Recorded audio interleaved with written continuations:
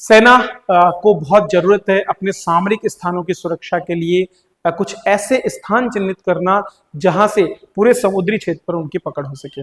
इसी क्रम में भारत सरकार के द्वारा लक्षद्वीप में स्थित बित्रा नामक एक द्वीप का अधिग्रहण जो है वो शुरू कर दिया गया है, जिसे आने वाले समय में एक सैन्य अड्डे के रूप में विकसित किए जाने की बात कही जा रही है। आइए इसके बारे में भी जानते हैं।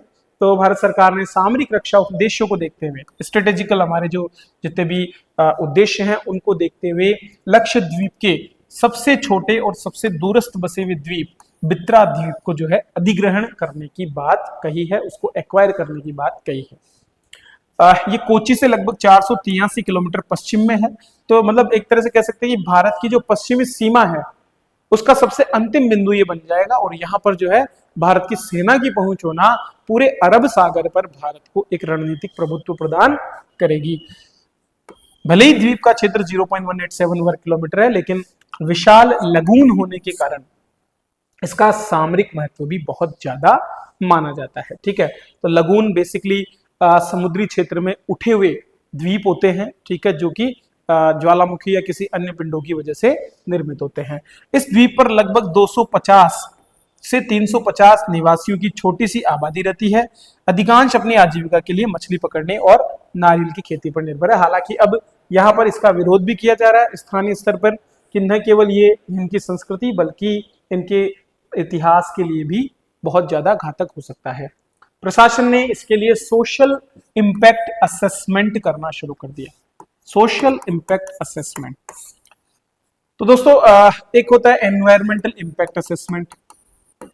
विभिन्न प्रकार के जो ग्रीन फील्ड प्रोजेक्ट होते हैं या ब्राउन फील्ड प्रोजेक्ट्स होते हैं, सरकार जो निवेश करती है उनमें सरकार एनवायरमेंट पर पड़ने वाले प्रभावों को लेकर के क्या करती है, एनवायरमेंट इंपैक्ट असेसमेंट।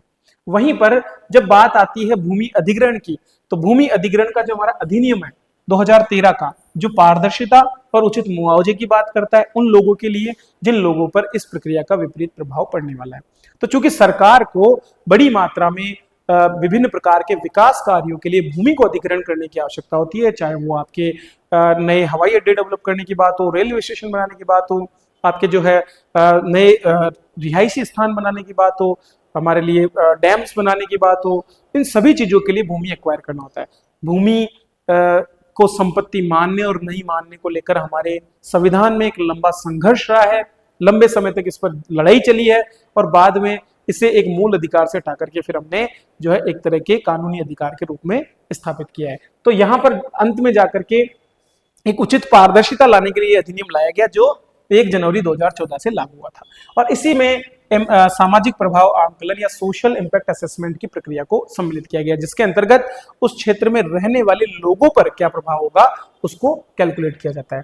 तो ये सुनिश्चित करना कि भूमि अधिग्रहण के दौरान लोगों को उचित मुआवजा मिले, पुनर्वास हो, प्रक्रिया पारदर्शी हो। कुछ विशेष परिस्थितियों में जो है इससे छूट दी जा सकती है, जिसमें चाहे वो आपके सुरक्षा या आपातकालीन परिस्थितियां जो है उसमें फिर ये मुआवजे को यहाँ पर छूट दिया जा सकता है। तो दोस्तों ये थे हमारे करंट अफेयर्स। इसके अलावा आप चाहें तो आरएस जंक्शन पर उपलब्ध हमारे कोर्सेज का भी लाभ उठा सकते हैं। Rajasthan history, art and culture के लिए हमारा 1 स्टेप सॉल्यूशन हम यहाँ पर प्रोवाइड कर रहे हैं, जो मैंने खुद ने रिकॉर्ड किया है, और ये कोर्स मात्र 999 रुपए में आपको उपलब्ध है हमारे एप्लीकेशन पर।